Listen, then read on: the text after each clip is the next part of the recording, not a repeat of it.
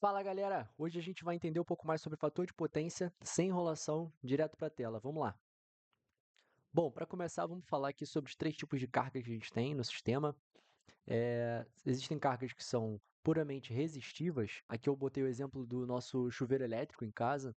É simplesmente uma resistência que tem no circuito. Então, mais para frente a gente vai ver o que isso implica. A gente tem cargas que são indutivas, e aqui, quando eu falo indutivas, eu quero dizer majoritariamente indutivas, tá? Elas têm um comportamento indutivo. E aqui, por último, a gente tem uma carga que é capacitiva. Nesse exemplo aqui, a gente tem um banco de capacitores, ok? A gente vai ver para que cada um serve. Bom, o que quer dizer? Vou dar uma parte prática aqui, né? Depois eu vou explicar um pouco melhor, a gente vai entrar nos detalhes. Mas o que quer dizer cada situação dessa daqui? Uma carga resistiva significa que ela tem um fator de potência igual a 1. Então, seria um fator de potência unitário que a gente chama, um fator de potência ideal, ok? Uma carga indutiva, ela tem um fator de potência negativo. Então, o meu fator de potência, ele é negativo. E com uma carga capacitiva, ela tem um fator de potência maior que zero, ok? Tá, mas por que isso acontece? Como é que a gente pode visualizar esse tipo de coisa, né? Vamos lá. Uma carga resistiva, eu já falei, a gente tem um fator de potência igual a 1, então tanto a tensão quanto a corrente, elas estão em fase. Beleza, a gente já entendeu os três tipos de carga, agora como é que a gente pode ver isso na prática utilizando tensão e corrente de uma forma melhor, né? A gente pode visualizar através do nosso círculo trigonométrico que, nesse caso, para cargas resistivas, a gente tem a tensão e a corrente, que eu vou colocar de vermelho, elas estão em fase. O que isso quer dizer? Quer dizer que, à medida que o círculo trigonométrico, que essa tensão e essa corrente andam com uma velocidade angular ômega, ou seja, elas vão circular no nosso círculo trigonométrico, elas vão sempre circular juntas, gerando um gráfico dessa forma. O gráfico ficaria nesse formato, onde tensão e corrente estariam andando juntas, onde a gente tem uma tensão V em amarelo e uma corrente I em vermelho, ok? Então, assim que a minha tensão inicia no ângulo zero, a minha corrente também inicia no ângulo zero. E à medida que elas vão andando, a gente vai tendo as duas em fase, as duas andando juntas. E como é que a gente consegue ver isso aqui numa carga indutiva? Se a gente colocar aqui na carga indutiva uma tensão V, que estaria na nossa referência, ou seja, no nosso zero grau, se for uma carga puramente indutiva, a gente teria a corrente atrasada exatamente 90 graus em relação à tensão. Ou seja, a gente teria, dado que a tensão sai daqui com uma velocidade angular ômega, ela passaria pelo ponto zero e a corrente levaria 90 graus para passar nesse mesmo ponto zero. Vamos ver como é que isso fica no plano cartesiano. Se eu tivesse aqui uma tensão saindo do ponto zero, a tensão V, eu teria uma corrente, eu teria uma corrente 90 graus atrasada, eu teria uma corrente 90 graus atrasada em relação à minha tensão. Ou seja, quando a minha tensão sai do ponto zero, ou seja, iniciei minha tensão, a corrente demora 90 graus para começar a sair do ponto zero. Já uma carga capacitiva, o efeito é o contrário. A gente tendo uma tensão V saindo da nossa referência, zero, mesma situação, andando com uma velocidade ômega, a gente teria uma carga puramente capacitiva, a gente teria uma corrente adiantada em 90 graus. Ou seja, se a gente voltasse aqui, a nossa corrente saiu antes da nossa tensão. Aqui, nesse caso, a gente também pode dizer que a nossa tensão está atrasada em 90 graus. Como é que a gente pode ver isso no nosso plano cartesiano? De novo, colocando a tensão na nossa referência, a gente teria a corrente, na verdade, começando aqui atrás, 90 graus antes da minha tensão, ok? O que que isso implica na prática? Bom, nesse caso, a gente diz que uma carga indutiva segura a corrente, ou seja, ela atrasa a nossa corrente em relação à tensão. Por isso que a gente pode dizer que é uma carga com fator de potência negativo, é uma carga indutiva ou um fator de potência atrasado, ou seja, a corrente está atrasada em relação à tensão. Já numa carga capacitiva, a gente pode dizer que o fator de potência é maior que zero, positivo ou adiantado. Por que adiantado? Porque a minha corrente está adiantada em relação à minha tensão, ok? Beleza, entendi qual é a diferença entre cargas resistivas, indutivas e capacitivas. Agora, não tinha uma coisa de potência? Pois é, quando a gente vai para a parte de potência desses três tipos de carga, a gente tem três tipos de potência. Nós temos a potência ativa, que a gente usa a letra P para denominar. Temos a potência reativa e temos a potência aparente. O que é cada uma dessas? A potência ativa, ela é a potência que gera trabalho, ou seja, é de fato a potência usada para movimentar uma carga, para movimentar um motor, para realizar o que aquele equipamento foi projetado para realizar. A potência reativa, ela é uma potência oscilatória, ou seja, é ela que induz os campos eletromagnéticos oscilantes dentro de um motor, dentro de um transformador, ok? E a potência aparente é a soma vetorial da potência, da potência ativa com a potência reativa. Além disso, a gente pode falar sobre o famoso triângulo de potência. É através dele que essas grandezas se relacionam de uma forma geométrica. Então, a gente pode dizer que a nossa potência aparente, ela é sempre a hipotenusa do nosso triângulo. A potência ativa é o nosso cateto e a potência reativa é o outro cateto. A gente sempre coloca nessa convenção. E como que essas grandezas se relacionam? Bom, se a gente for pela trigonometria aqui do próprio triângulo retângulo, a gente pode ver que, por Pitágoras, S é igual a raiz quadrada de P ao quadrado mais Q ao quadrado. Pode dizer também que cosseno do ângulo θ, a gente sabe que cosseno é igual ao cateto adjacente, que nesse caso, o cateto adjacente a esse ângulo é P sobre S. A gente também pode dizer que o seno do ângulo θ é igual ao cateto oposto, que nesse caso vai ser Q, sobre S. Então, essas três fórmulas, elas são responsáveis por fazer esse relacionamento entre essas grandezas. Através disso, é que a gente pode calcular o nosso fator de potência. O que seria o fator de potência? O fator de potência nada mais é, que vou chamar aqui de Fp, é igual ao cosseno desse mesmo ângulo θ. Isso aqui é o nosso fator de potência. Logo, se o fator de potência é igual a cosseno θ, então significa que eu também posso dizer que o meu fator de potência é igual à minha potência ativa sobre a minha potência aparente, certo? A gente já tinha visto nessa fórmula aqui. Pois bem, um fator de potência, ele é uma grandeza que o valor dele é sempre entre 0 e 1. Ok, sabendo que o nosso fator de potência ele pode estar entre 0 e 1, a gente tem umas situações.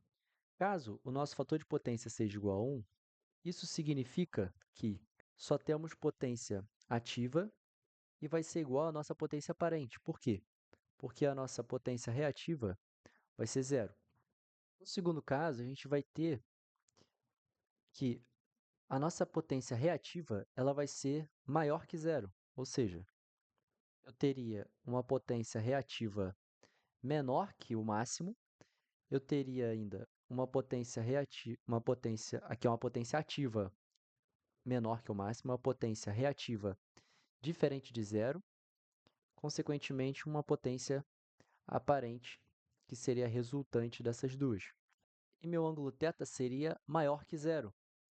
Nesse caso, a gente diz, ou seja, eu teria. Nesse caso, a gente diz que com θ maior que zero, consequentemente, com a potência reativa maior que zero, nesse caso, a gente tem uma carga indutiva ou um fator de potência atrasado, assim como vimos anteriormente. Por que atrasado? Porque a gente tem uma tensão V e uma corrente atrasada em relação à tensão em um ângulo θ. E por outro caso? Por outro caso, a gente teria algo bem parecido.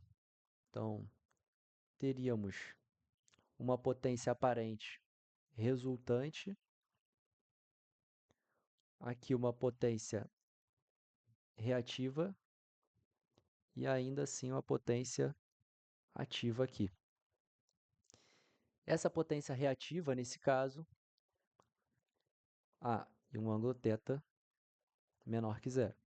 Então, θ seria menor que zero, uma potência reativa Q também menor que zero, consequentemente, a gente teria uma carga capacitiva ou adiantada.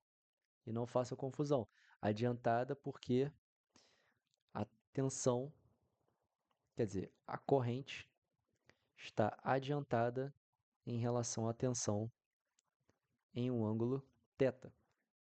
Logo, como é que ficariam esses casos com fatores de potência reais? A gente diria que teria uma carga com um fator de potência, por exemplo, de 0,92, seguido de uma denominação dizendo se ela é capacitiva ou indutiva, adiantada ou atrasada. Nesse caso, a gente poderia dizer que é 0,92 cap, ou seja, capacitiva. A gente já saberia que essa carga ela é capacitiva. A mesma coisa se a gente tiver uma carga indutiva, poderia também ser um fator de potência de 0,92, opa, 0,92, só que nesse caso a gente colocaria índice de indutivo, ok? E para o caso que a gente tivesse um fator de potência 1, não colocaria nada, porque a gente sabe que nesse caso o reativo seria zero e, enfim, não teria uma denominação de indutivo ou capacitivo.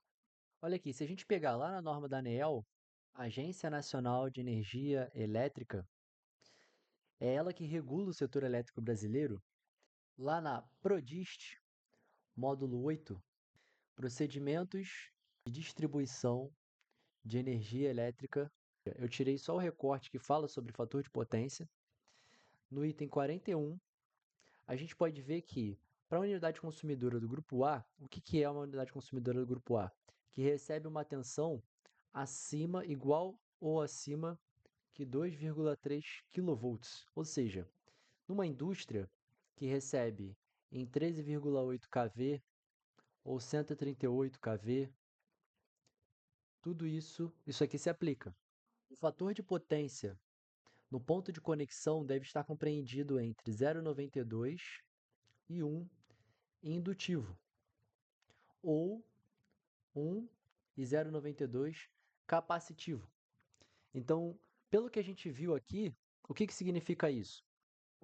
O fator de potência ele vai ter que estar sempre entre 1, ou seja, resistivo, que seria o melhor dos casos, e 0,92, seja indutivo ou capacitivo, como a gente já tinha visto. Se tiver menor que isso, você paga multa. Essa multa, ela vai estar lá na sua conta de energia da sua indústria, da fábrica, escrito como excesso de reativo ou reativo excedente, depende da sua concessionária de distribuição. Vamos entender aqui por que que isso acontece. O que está acontecendo? Por que que ela bota essa multa? Nesse exemplo, a gente tem um motor simulando a nossa carga, né, a nossa indústria, que tem 5 cavalos de potência, tem a tensão é 220 volts e um fator de potência hipotético aqui de 0,5 indutivo.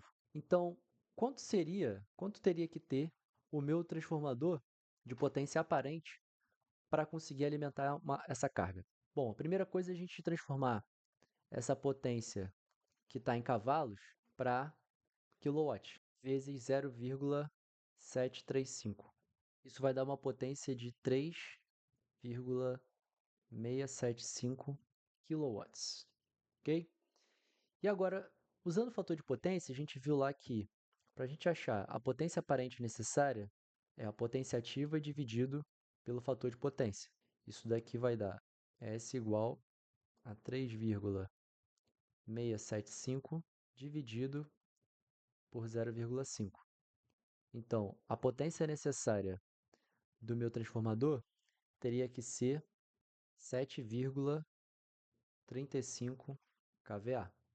Agora, e se para um caso 2 a gente tivesse um fator de potência hipotético, claro, porque é ainda um motor elétrico, então teria, sim, uma componente indutiva, mas se a gente tivesse aqui um fator de potência igual a 1, ou seja, vamos considerar um ótimo caso aqui, que a gente tivesse um motor elétrico com fator de potência igual a 1. Como é que ficaria essa conta? Então, para um caso 2, a gente teria uma potência ativa ainda igual, ou seja, só transformando aqui para kilowatts, então ainda seriam os mesmos 3,675 quilowatts, só que a nossa potência aparente seria agora 3,675 dividido por 1. Isso me diz que a potência do meu transformador precisaria ser de 3,675 kVA. Ou seja, quando a gente compara o caso 1 com o caso 2, a gente vê que para o caso 2 a gente tem um transformador com uma potência muito menor. Ou seja, isso é mais barato para distribuidor, isso é mais barato para a companhia elétrica, isso é mais barato para toda a rede. Fora a quantidade de corrente que circularia nesse circuito, a corrente também seria menor. Então, tudo isso seriam fatores que influenciam diretamente no quanto de material, quanto de potência seria utilizada de fato para a sua fábrica, para o seu circuito, né? De uma ótica vista pela companhia elétrica. Ok, entendi. Agora, dado que eu tenho vários motores elétricos na minha indústria, meu fator de potência como um todo, ele está abaixo de 0,92, o que que eu faço? Tiro as máquinas elétricas para aumentar o meu fator de potência? Não. Você vai ter sua linha de produção, você vai ter sua necessidade de acordo com a sua indústria, mas existe uma forma da gente compensar esse fator de potência, que é utilizando banco de capacitores ligados ao meu sistema, em paralelo com o meu sistema, para que eu consiga diminuir essa diferença do meu fator de potência. Ou seja, eu vou estar chegando mais próximo do meu fator de potência, mais próximo de 1. Se meu fator de potência tiver 0,5, a tendência é que a gente desenvolva um projeto para que coloque uma quantidade necessária do banco de capacitores para que fique dentro da faixa sem multa, ou seja, meu fator de potência vá para 0,92 ou até acima, enfim, depende do projeto, sendo enxergado pela rede elétrica. Então, nesse ponto da rede, eu teria um fator de potência maior ou igual a 0,92. Agora, como é que a gente faz esse cálculo? Como é que a gente calcula o quanto que a gente precisa de capacitância, o quanto que a gente precisa colocar num banco de capacitores para deixar esse meu fator de potência maior ou igual a 0,92? Vamos pegar um exemplo aqui. Vamos supor que eu tenho uma fábrica que tem uma potência ativa inicial total de 75 quilowatts, ok? Com um fator de potência de 0,82 indutivo. Se é 0,82, então significa que essa fábrica está pagando multa, porque 0,82 está menor que 0,92. Ok. Então vamos supor que você foi um engenheiro contratado para fazer o projeto desse banco de capacitores, na instalação desse banco de capacitores, para que essa fábrica deixe de pagar multa. Se a gente tem, numa situação inicial, esse fator de potência, a gente tem uma potência inicial P0, um reativo inicial Q0, uma potência aparente inicial S0 e um θ inicial θ0. Vamos analisar aqui de uma forma genérica e depois a gente aplica a esse caso dessa fábrica. Bom, se eu sei que o fator de potência inicial ele é menor que 0,92, isso significa que meu θ0 está com um valor maior do que o meu θ ideal. Isso implica diretamente da gente ver que o meu Q, ou seja, minha potência reativa inicial, ela está maior do que a minha potência reativa ideal. Então eu preciso diminuir esse meu reativo. Como é que eu faço para diminuir um reativo? Eu posso colocar banco de capacitores. Quando eu coloco banco de capacitor, isso significa que eu estou colocando um reativo negativo na minha rede. Então eu estou colocando aqui um Q dos capacitores, do meu banco de capacitor. O meu P, eu quero que se mantenha o mesmo, porque é justamente a potência ativa que eu ainda preciso para executar as funções da minha fábrica. Então, eu tenho que dizer que o meu P final ele tem que continuar igual ao meu P inicial. Se eu estou colocando um reativo do meu banco de capacitores, ou seja, se eu transpor esse reativo do meu banco de capacitores para o meu reativo inicial, eu terei um reativo final. Esse reativo final é que é o suficiente para que eu gere um θ final, tendo um cosseno de θ final igual a 0,92, ainda indutivo. Beleza, então eu olhei aqui, vi o que eu preciso. Eu preciso, na verdade, então, trabalhar em cima desse reativo. Eu preciso diminuir esse reativo. A gente viu isso, que eu preciso, na verdade, diminuir o reativo. Como que eu diminuo o reativo? Inserindo um banco de capacitores na minha rede. Por quê? Porque quando eu insiro um banco de capacitores na minha rede, na verdade eu estou diminuindo o meu reativo. Eu estou diminuindo o total de reativo da minha rede, tornando um reativo final suficiente dentro dos padrões para que eu tenha, na verdade, um fator de potência de 0,92.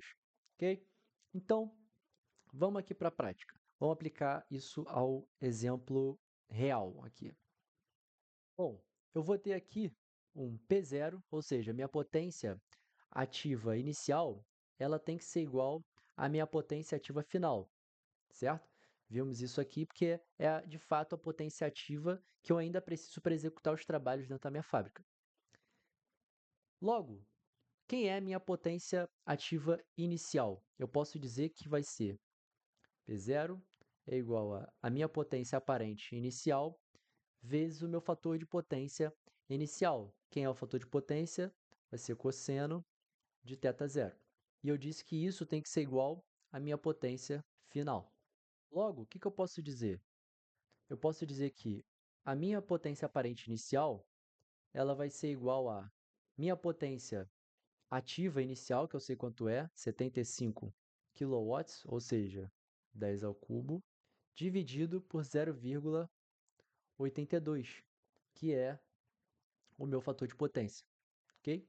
Isso daqui vai dar 91,463 kVA. Agora a gente quer achar a minha potência reativa inicial, para saber quanto de reativo que eu tenho inicialmente e saber quanto que eu vou precisar diminuir com o meu banco de capacitores. A fórmula que relaciona essas duas grandezas é a minha potência aparente ao quadrado é igual à minha potência ativa ao quadrado mais a minha potência reativa ao quadrado. Logo, minha potência reativa vai ser igual a aparente inicial menos a minha potência ativa, tira a raiz disso. Logo, a minha potência reativa inicial vai ser 52,350 kV ampere reativo, kVAR. Então esse é o meu reativo inicial. Bom, eu sei também que minha potência ativa inicial tem que ser igual à minha potência ativa final.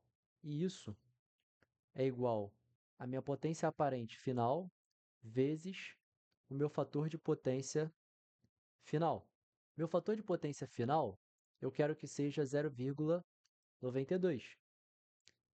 A minha potência ativa final tem que ser igual à minha potência ativa inicial, ou seja, isso daqui tem que ser igual a 75. Minha potência aparente final vai ser igual a 75 vezes 10 ao cubo, dividido por 0,92. Então, minha potência aparente final vai ser 81,521 kVA. Agora, novamente, se eu já tenho a minha potência aparente final e tenho minha potência ativa final também, eu posso calcular quanto que vai ser a minha potência reativa final. Como? Eu posso fazer minha potência aparente ao quadrado é igual à potência ativa final ao quadrado mais a potência reativa final ao quadrado.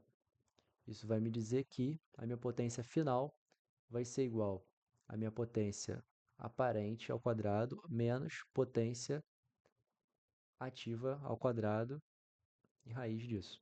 Logo, eu tenho que minha potência reativa final vai ser raiz de 81,521 ao quadrado menos minha potência ativa final, que também vai ter que ser 75 vezes 10 ao cubo ao quadrado. Então, minha potência reativa final vai ser 31,95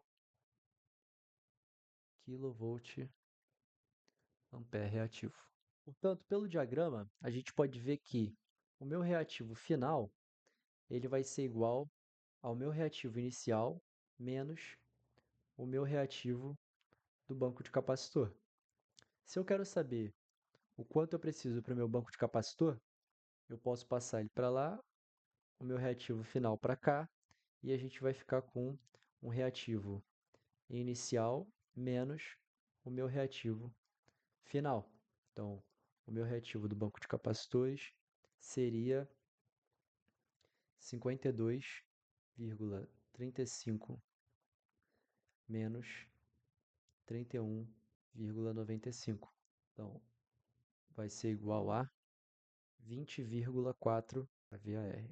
Esse seria o reativo final. Mas, e para saber a capacitância do meu banco de capacitores? Afinal, a gente precisa saber qual seria a capacitância equivalente total para poder comprar os bancos de capacitores, comprar os capacitores em si e formular um banco de capacitores. A fórmula que a gente pode usar é a capacitância do meu banco de capacitores vai ser igual à potência reativa do meu banco dividido por ômega vezes a tensão do meu circuito, tensão RMS do meu circuito ao quadrado.